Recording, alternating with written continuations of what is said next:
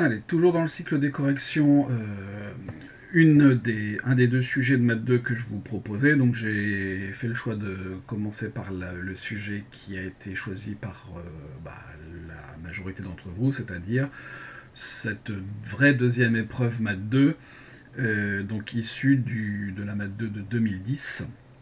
Donc cette maths 2, c'est un sujet qui est commun à HEC, ESSEC, ESCP, EDEC et EM Lyon, puisque ce sont les 5 écoles qui font 2 épreuves de maths pour la filière E. Donc, là-dedans, voilà. Je laisse un petit peu de place pour mettre les QR codes des différentes parties, puisque comme à l'habitude, je ferai plusieurs parties. Le sujet est en plusieurs parties, donc je ferai plusieurs vidéos, une pour chaque partie. Il s'agit d'un travail sur une situation très classique, l'étude de la durée de fonctionnement d'un système, qui est démarré à la date t égale 0, évidemment, qui peut tomber en panne à une date aléatoire, on ne sait pas quand, mais on va essayer de modéliser ça. On a une première partie qui va nous donner des généralités sur la loi exponentielle. Donc là-dedans, dans cette première partie, il n'y a pas vraiment de choses très difficiles, si ce n'est que, comme toujours, il faut bien lire l'énoncé pour ne pas faire de bêtises. Là-dedans, vous avez pour la plupart lu, je pense, un petit peu en diagonale certaines questions, ce qui vous fait partir sur des chemins qui ne sont pas les bons, prendre des hypothèses qui ne sont pas bonnes, ou alors qui vous font carrément répondre à côté de la question. Alors que vraiment dans cette première partie, à quelques questions près, il n'y a pas beaucoup de questions compliquées. Donc c'est vraiment une partie dans laquelle on peut engranger des points facilement, à condition de bien lire l'énoncé. Première question. On nous dit que x, x est une variable aléatoire qui suit la loi exponentielle de paramètres mu, donner l'espérance et la variance. Ça, c'est vraiment des points facilement gagnés. Attention, par contre, de bien lire l'énoncé, puisque la variable aléatoire suit la loi de paramètres mu et non pas lambda. Et donc, évidemment, ceux qui mettent du 1 sur lambda et 1 sur lambda carré, c'est pas bon. Hein. Donc, on a l'espérance de x qui vaut 1 sur mu, et la variance de x qui vaut 1 sur mu carré. Voilà la bonne réponse. Pas vraiment d'explication à donner, hein. C'est du cours qu'il faut connaître. Question B. Justifiez que pour tout entier naturel n, xn admet une espérance et déterminer une relation de récurrence entre l'espérance de x puissance n plus 1 et l'espérance de x puissance n. Ce qui veut dire que là-dedans, en aucun cas on ne vous demande de calculer l'espérance de x à la puissance n, on vous demande à la question d'après. Et donc on va répondre à tout ça sans calculer l'espérance en question. Et comment est-ce qu'on fait par exemple pour montrer qu'une variable admet une espérance? On va avoir une histoire d'intégrale qui converge absolument même en l'occurrence, et on va devoir démontrer cette convergence absolue d'intégrale avec des éléments qui se font sans mettre en jeu de calcul d'espérance. En d'autres termes, il va falloir qu'on fasse des comparaisons. Hein. Donc, qu'est-ce que l'on a là-dedans? Eh bien, on va dire que déjà, on se donne un entier n, très classique. X puissance n admet une espérance. Si et seulement si, eh bien, on a une certaine intégrale qui converge. Alors, une intégrale qui converge absolument, hein. Moins l'infini à plus l'infini, de x puissance n exponentielle, alors je vais noter ça, on nous donne f mu de x, deux parenthèses c'est un peu trop, dx, converge absolument.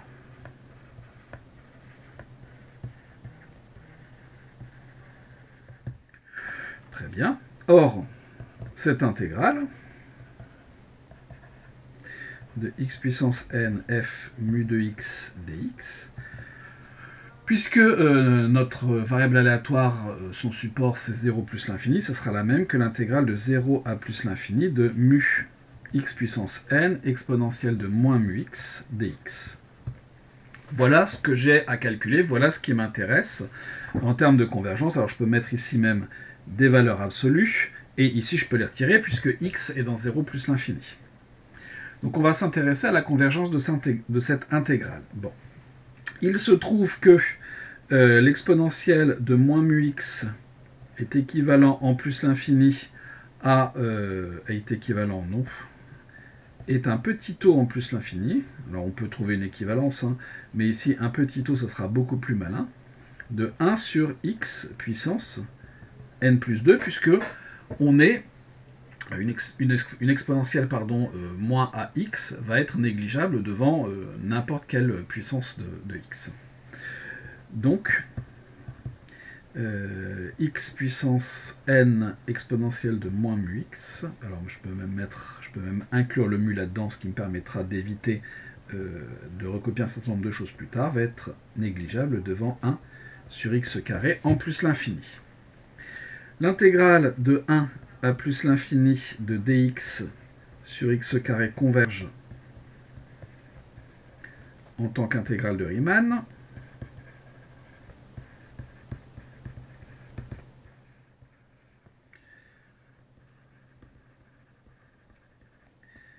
Car 2 est strictement plus grand que 1. Par ailleurs,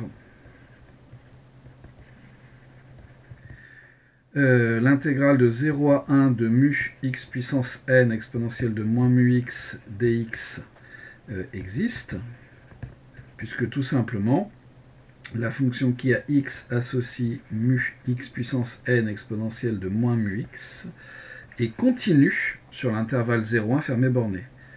Et continue sur le segment, vous pouvez même mettre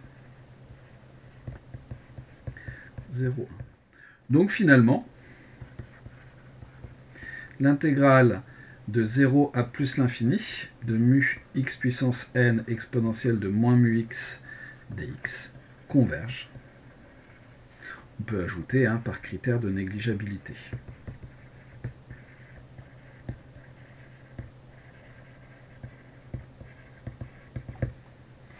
Donc x puissance n admet une espérance. Donc, pour tout n appartenant à n, x puissance n admet une espérance.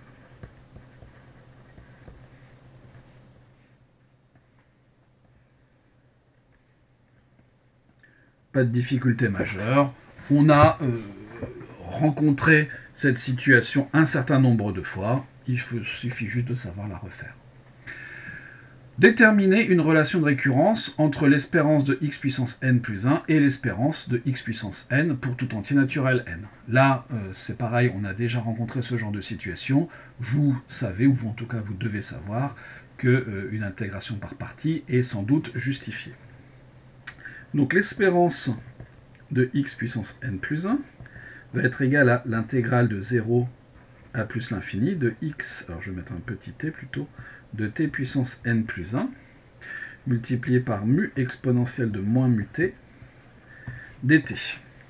Et donc, évidemment, pour faire une intégration par partie, là aussi je l'ai dit, le programme dit qu'on ne peut pas les faire sur 0 plus l'infini, il faut revenir à une intégrale sur un intervalle borné, et ensuite faire tendre, et ici la borne supérieure, vers plus l'infini. Donc je me donne x appartenant à R+, on va s'intéresser à l'intégrale de 0 à x de t puissance n plus 1 multiplié par mu exponentielle de moins mu t dt. Posons u' de t est égal à mu exponentielle de moins mu t et v de t est égal à t puissance n plus 1. On a alors u de t qui sera moins exponentielle de moins mu t et v' de t est égal à 1. Est égal non pas à 1, mais à n plus 1 t puissance n. U et v sont de classe C1 sur R+, par partie. Vous avez donc l'intégrale de 0 à x de t puissance n plus 1 multiplié par mu exponentielle de moins mu t dt, qui est égal à ce que l'on appelle le terme tout intégré. Donc, moins t puissance n plus 1 exponentielle de moins mu t, que l'on intègre entre 0, que que l'on évalue entre 0 et x, moins l'intégrale de 0 à x de n plus 1, t puissance n, multiplié par moins exponentielle de moins mu t, dt. C'est-à-dire moins x puissance n plus 1, exponentielle de moins mu x, moins et moins plus, je vais sortir le n plus 1 par linéarité, je divise par mu pour faire apparaître dans mon intégrale le t puissance n multiplié par mu exponentielle de moins mu t dt. Voilà ce que me donne mon intégration par partie. Maintenant, on va s'intéresser à la limite quand x tend vers plus l'infini. Donc lorsque x tend vers plus l'infini, vous avez d'une part l'intégrale de 0 à x de t puissance n plus 1 mu exponentielle de moins mu t dt qui va tendre, lorsque x tend vers plus l'infini, vers l'espérance qui nous intéresse. Vous avez l'intégrale de 0 à x de t puissance n mu exponentielle de moins mu t dt qui va tendre, lorsque x tend vers plus l'infini, vers l'espérance de x puissance n. Vous avez x puissance n plus 1 exponentielle de moins mu x qui va tendre lorsque x tend vers plus l'infini, vers 0 par croissance comparée.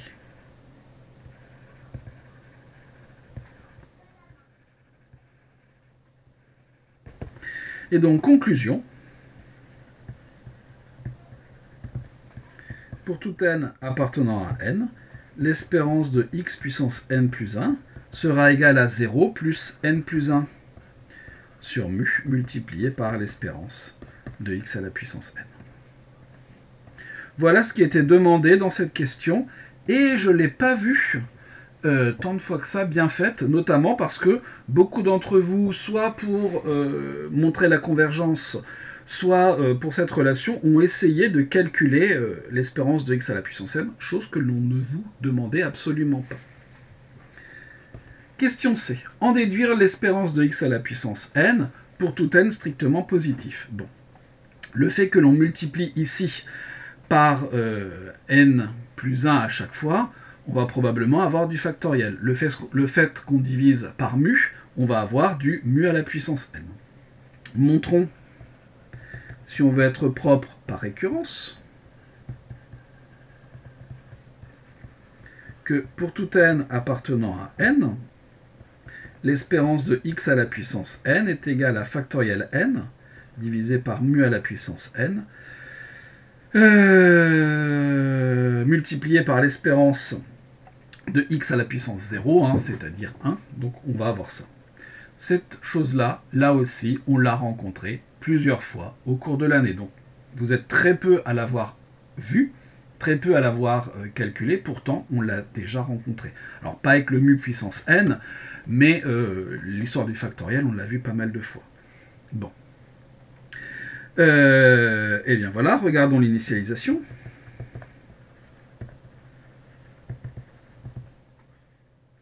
Pour n égale 0,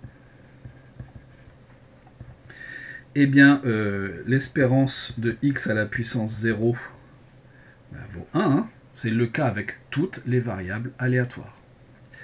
Et factoriel n sur mu puissance n vaut 1 sur 1, c'est-à-dire 1.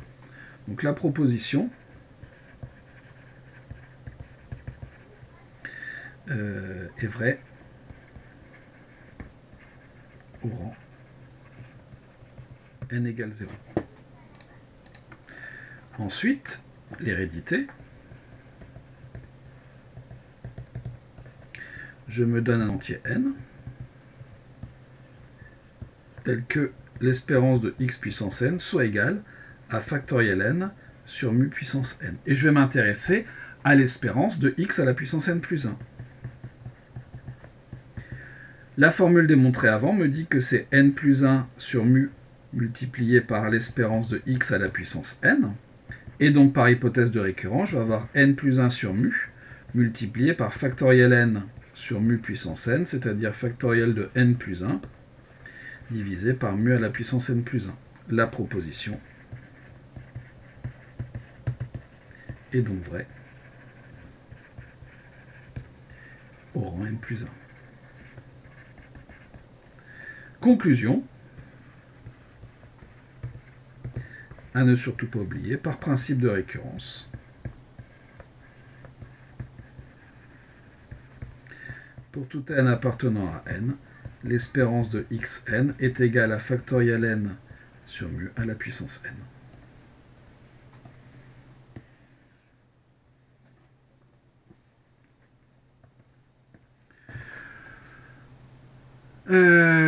C'est fait.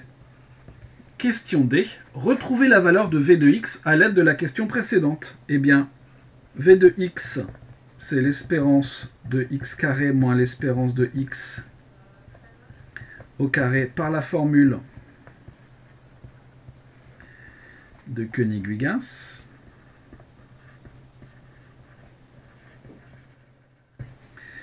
Et donc, on va avoir l'espérance de x carré, c'est-à-dire 2 factoriel de 2 divisé par mu au carré, moins factoriel de 1 sur mu à la puissance 1 au carré, c'est-à-dire 2 sur mu au carré, moins 1 sur mu au carré, c'est-à-dire 2 sur mu carré, moins 1 sur mu carré, et je retrouve bien 1 sur mu carré. On retrouve bien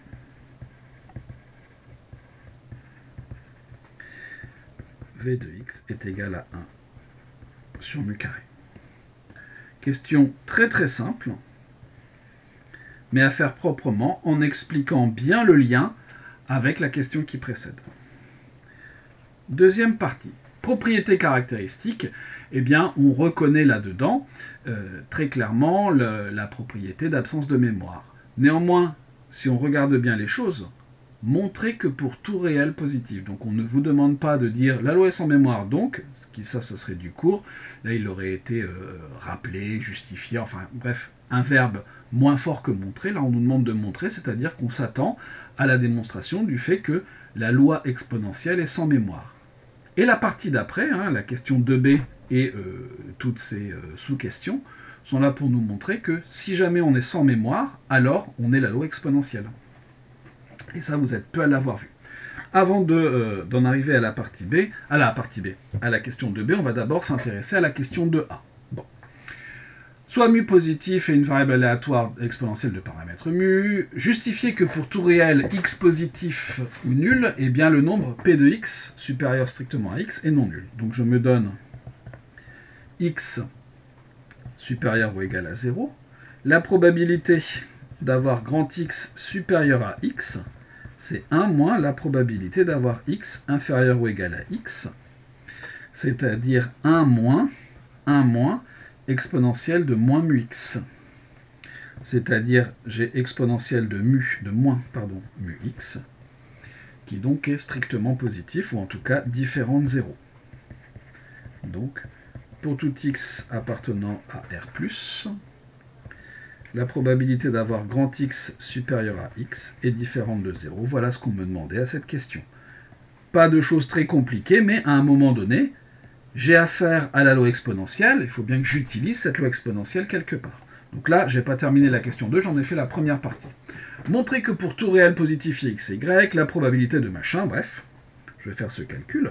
La probabilité, sachant que x est supérieur ou égal à petit x, voilà pourquoi on me demande de montrer que la probabilité de cet événement est nulle, et non nulle, pardon, puisque je vais conditionner par celui-ci, de x plus grand que x plus y, je vais tout bêtement appliquer ma formule classique.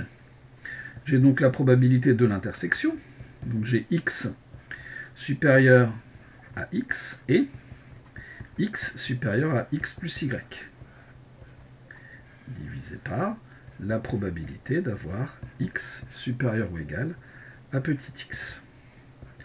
J'ai donc la probabilité d'avoir les deux en fait. Et je vais donc avoir ici la probabilité d'avoir x supérieur à x plus y divisé par la probabilité d'avoir x supérieur à x. Puisque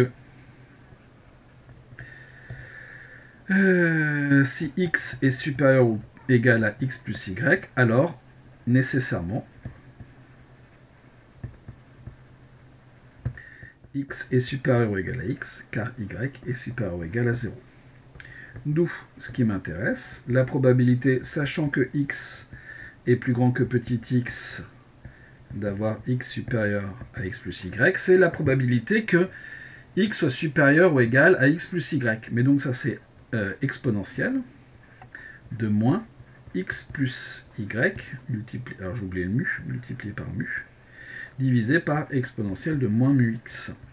C'est-à-dire exponentielle de moins x mu, moins y mu, moins, plus pardon, x mu, c'est-à-dire l'exponentielle de moins y mu, c'est-à-dire la probabilité d'avoir x supérieur à y. J'ai donc démontré que la loi était sans mémoire. D'où,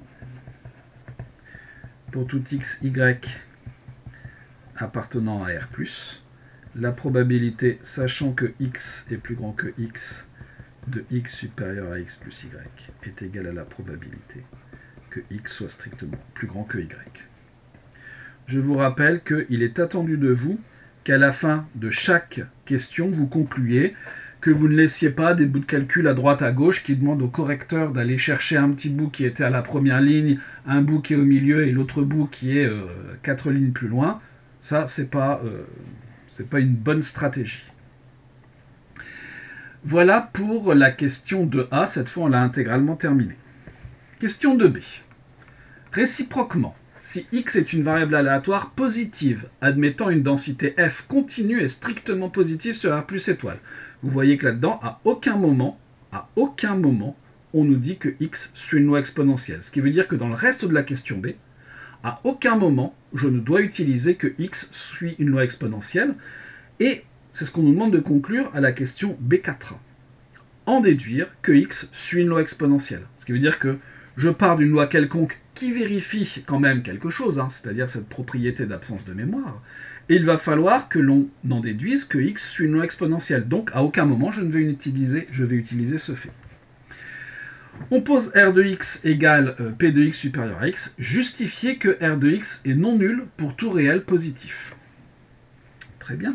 Donc je vais avoir, je me donne un réel positif, et je vais m'intéresser à R de x, qui est la probabilité d'avoir x plus grand que petit x, j'invente rien, c'est marqué dans l'énoncé. Et il va falloir que je me réfère à la fonction de répartition pour pouvoir avoir affaire à la densité, puisque on me parle là-dedans de densité continue. Et strictement positive, c'est ça qui va être important. Qu'est-ce que c'est que cette probabilité de x supérieure à x? Alors il y a plusieurs façons de faire. Je vais vous donner une façon, puis j'en donnerai une autre après. Voilà une première méthode. Donc ici j'ai 1 moins la probabilité d'avoir x inférieur ou égal à petit x, c'est-à-dire 1 moins ma fonction de répartition de cette variable aléatoire x, que je vais noter comme ça en petit x. Bon. Comment est-ce que je fais pour justifier qu'une fonction est non nulle? Je peux étudier ses variations. R est dérivable sur R+, puisque fx l'est en tant que fonction de répartition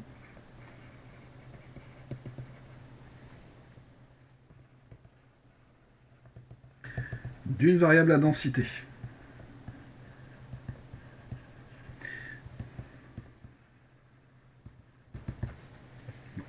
En fait, elle est dérivable, sauf éventuellement en un nombre fini de points. Mais donc, ce qui nous intéresse, c'est que R' de x va être égal à 0 moins f' de petit x, c'est-à-dire à moins f de petit x, où f est une densité de x.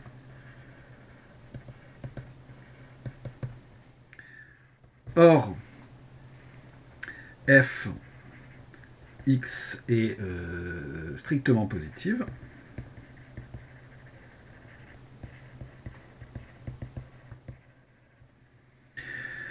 Sur R+, donc R est strictement décroissante.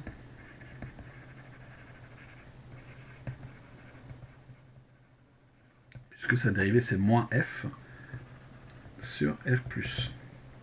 D'où, pour tout x appartenant à R+, R de x, comme c'est strictement décroissant, va être plus grand que la limite, lorsque petit x tend vers plus l'infini, de R de x, qui vaut la limite lorsque x tend vers plus l'infini de 1 moins fx de x, cette chose-là tend vers 1, qui vaut 0. Donc conclusion, pour tout x appartenant à R+, R de x est strictement positif. C'était exactement ça qu'on nous demandait de montrer. Donc voilà une première façon. Je vais vous proposer une deuxième méthode.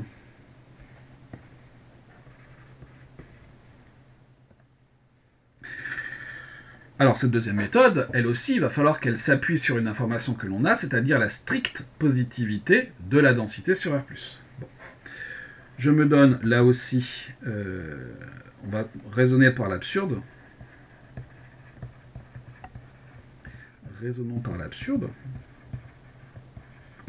Supposons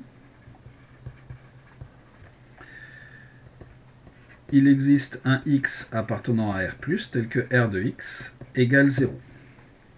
R de x égale 0. Ça revient à dire que l'intégrale de x à plus l'infini de fx de t dt égale 0. Et si jamais cette intégrale or fx est positive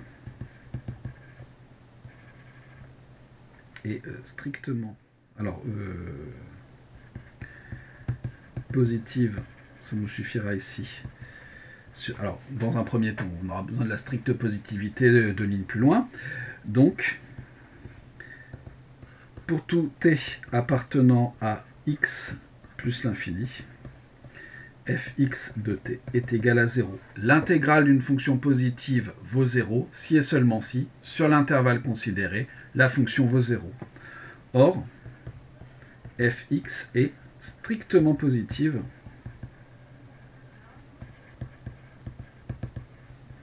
sur R+. On a donc une contradiction.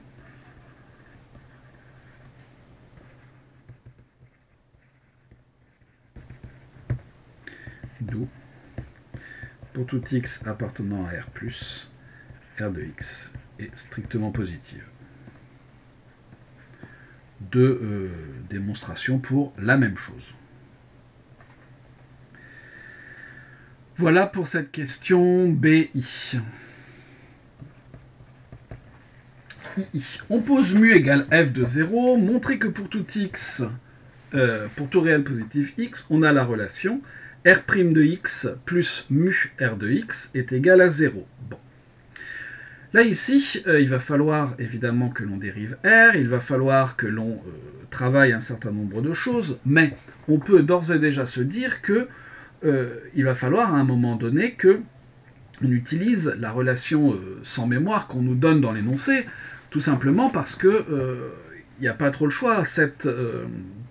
Comment dire, ce qu'on essaye de démontrer, c'est une propriété caractéristique de la loi exponentielle, donc il n'est pas vrai pour toutes les lois. Pour toutes les lois, on n'a pas la probabilité que x soit plus grand que petit x qui va être strictement positive. Pardon, on n'aura pas non plus le fait que R' plus mu R de x sera égal à 0. Donc il va bien falloir qu'on utilise les éléments de l'énoncé pour pouvoir conclure. Sinon, c'est l'échec assuré. Dites-vous bien que dès que vous êtes coincé, il vous faut vous poser la question, quelle hypothèse spécifique j'ai à ma disposition que je n'ai pas encore utilisée. Ici, on a utilisé très clairement le fait que la densité était strictement positive. On va maintenant utiliser l'autre hypothèse. Bon. Qu'est-ce que l'on a là-dedans? On a une probabilité conditionnelle qui est égale à cette chose-là. Bon. il va falloir utiliser cette information. C'est pas simple, hein, autant le P de X supérieur à Y, pas de problème, on voit bien d'où il vient. L'autre, c'est moins évident. Parce qu'on a deux variables. On a le X et le Y dans l'information qui nous est donnée. Et ben, en quoi est-ce un problème d'avoir une fonction de deux variables? On va regarder ce qui se passe avec ces deux variables X et Y, et puis on va essayer de faire quelque chose avec elles. Donc nous, ce qu'on a, c'est que pour tout X, Y appartenant à R+, la probabilité, sachant que X est plus grand que X, d'avoir X plus grand que X plus Y est égale à la probabilité d'avoir X supérieur à Y. Bon. Ça, on a déjà travaillé là-dessus précédemment. Hein, ce qui est écrit ici reste valable. Ce n'est jamais que la traduction ici des probabilités de ces événements. Donc ça, évidemment, ça revient à dire que pour tout X et Y dans R+, nous avons la probabilité d'avoir X supérieur à X plus Y, divisé par la probabilité d'avoir X plus grand que X, est égale à la probabilité d'avoir X plus grand que Y. Je ne vais pas plus loin dans mon travail sur les probabilités, puisque tout ce que j'avais dit précédemment avec la probabilité qui était l'exponentielle de machin, ça je n'en sais rien. Par contre, je peux traduire ça avec ma fonction R. J'ai donc pour tout xy appartenant à R+, j'ai ici R de x plus y, divisé par R de x, est égal à R de y. Ou encore, pour tout x, y appartenant à R+, R de x plus y est égal à R de x multiplié par R de y. Reste tout simplement à dériver ça pour faire apparaître du R'. Hein. On dérive ça, je ne sais pas, par rapport à y, par exemple. Donc ici, bien sûr, R est dérivable sur R, et la fonction qui a x, y, associe x plus y, et celle qui, les fonctions coordonnées, hein, x, y, associe x et xy associe y, sont C1 par exemple, hein, sur R2. Même C2 en fait, hein, même c'est infini. Donc en dérivant par rapport à y, on peut choisir de le faire par rapport à x. Hein. Qu'est-ce que l'on a? Je dérive ici une composée. Donc il faut que je commence par dériver x plus y, qui va me donner 1, multiplié donc par R' de x plus y, est égal à R de x, ben, c'est considéré comme une constante par rapport à y, multiplié par R' de y. Voilà ce que je peux dire de ça. Bon. Qu'est-ce que je vais pouvoir faire de ça? Maintenant, il me reste à évaluer. Évaluer quoi? Eh bien, il va falloir que je choisisse une valeur de x et de y, et ben, je vais choisir, par exemple, d'évaluer ça en 0.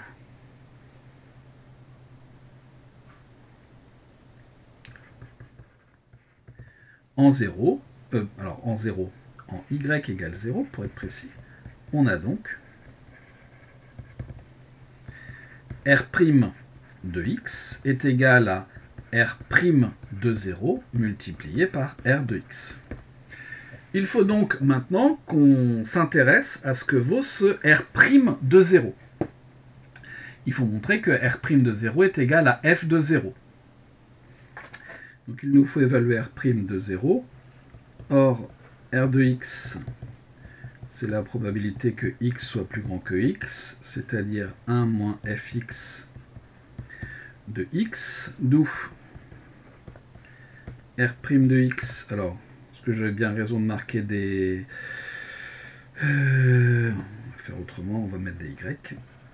R de y, c'est 1 moins fx de y, d'où R' de y est égal à moins fx de y.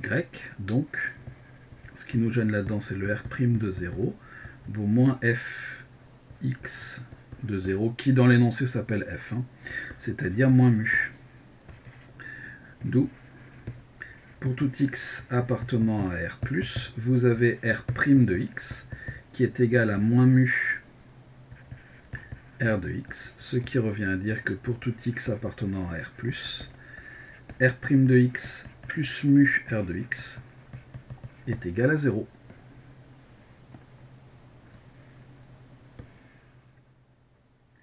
Ce que l'on nous demandait à cette question,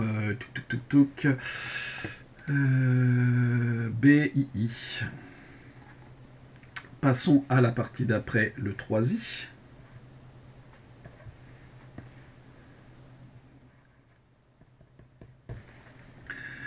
Calculer la dérivée de machin, bon bah très bien. Donc cette fonction que je vais appeler phi par exemple, qui à x associe r de x exponentielle de mu x, elle est clairement dérivable sur R+. En tant que produit de telle fonction. Si je me donne x appartenant à R+, phi' de x va être égal à R' de x exponentielle mu x, plus R de x, mu exponentielle de mu x, dérivé d'un produit. C'est-à-dire R' de x plus mu R de x, exponentielle de mu x. Or, cette chose-là est égale à 0 d'après I, donc vaut 0. Pour tout x appartenant à R+, phi' de x est égal à 0. Alors évidemment, si vous avez donné un autre nom à cette fonction que phi, ça ne pose bien sûr pas de problème. Petit 4. Déduire que x suit une loi exponentielle dont on précisera le paramètre. Très bien. Ce qui veut dire que la fonction qui a x associe, on a donc phi est constante sur R+, c'est-à-dire que pour tout x appartenant à R+, phi de x est égal à phi de 0 au hasard, est égal à R de 0, et le R de 0, on ne sait pas combien ça vaut, R de 0.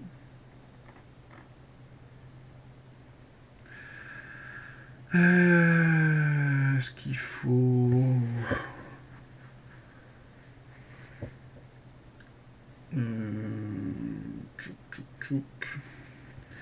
Est-ce que c'est intéressant de le faire vraiment avec 0? Je ne sais pas.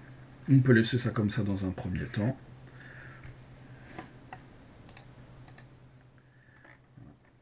Et donc, pour tout x appartenant à R+, vous avez R de x exponentielle mu x. Ici, c'est égal à R de 0, ça reste vrai, qui est égal à R de 0. D'où, pour tout x appartenant à R+, R de x est égal à R de 0 exponentielle de mu x. Il faut qu'on calcule le R de 0. Qu'est-ce que c'est que R de 0? C'est la probabilité que x soit strictement positif. Or, R de 0, c'est la probabilité que x soit strictement positif. Comme x est une variable aléatoire positive, car x est une variable positive.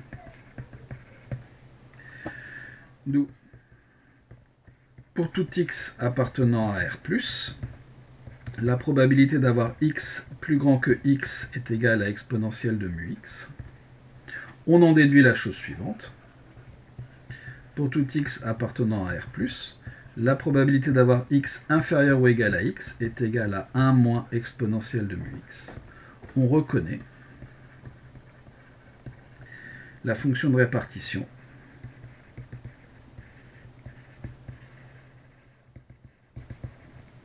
d'une variable aléatoire qui suit la loi exponentielle de paramètre mu. En d'autres termes, x suit la loi exponentielle de paramètre mu.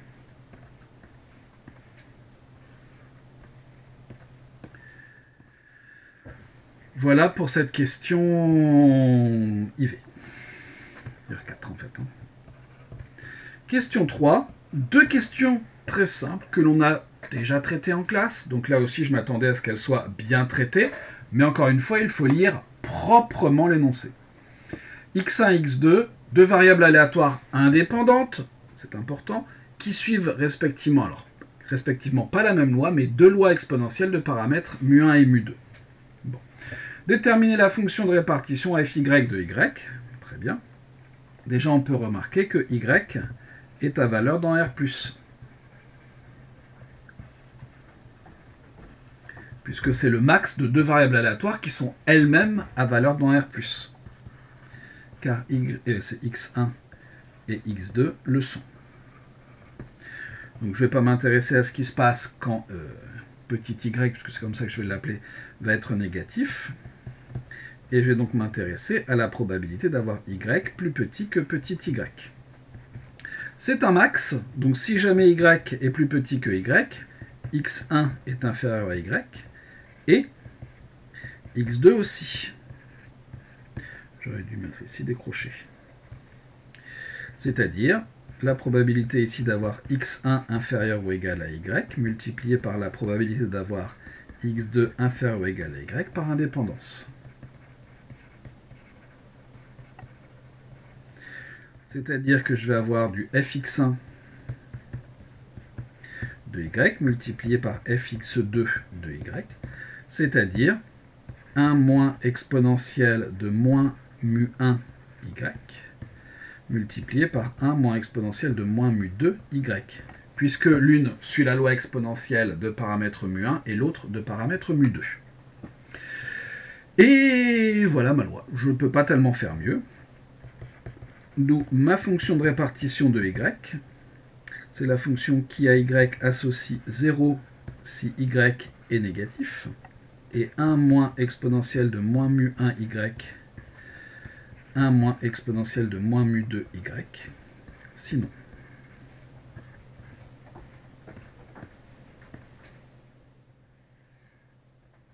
Voilà pour la première partie de cette question 3a. Il y a une deuxième partie. En déduire la densité de la variable aléatoire y. Alors, la question est un peu mal posée, ils auraient plutôt dû dire, en déduire une densité. Eh bien, on va dériver tout simplement. Hein. Y a pour densité, par exemple, la fonction fy, qui à y va associer bien sûr 0 si y est négatif, et ensuite il faut que je dérive cette chose-là. Donc je vais avoir ma dérivée qui va être ici moins exponentielle, alors moins mu1 exponentielle de moins mu1 y, multiplié, donc ça c'est u' multiplié par v, plus, donc je vais avoir ici un moins, mu2 exponentielle de moins mu2 y, facteur de 1 moins exponentielle de moins mu1 y, sinon.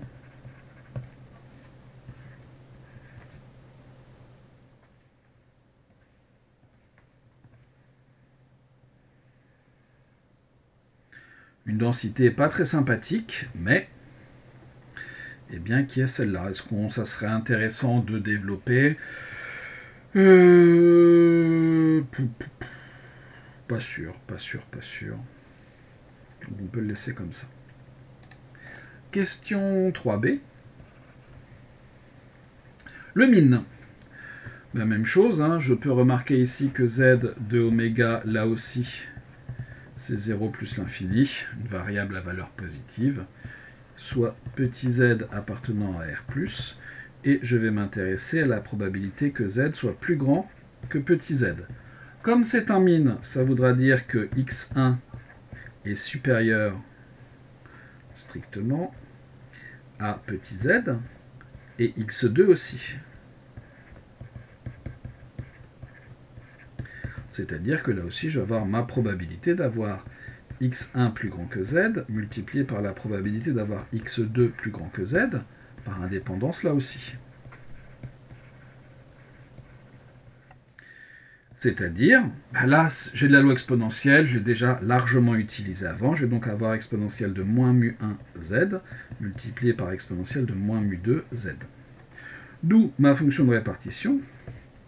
La probabilité d'avoir z plus petit que petit z, ça sera 1 moins exponentielle de moins mu1 plus mu2. Alors ici, évidemment, je peux mettre ça comme ça. Mu1 plus mu2 petit z.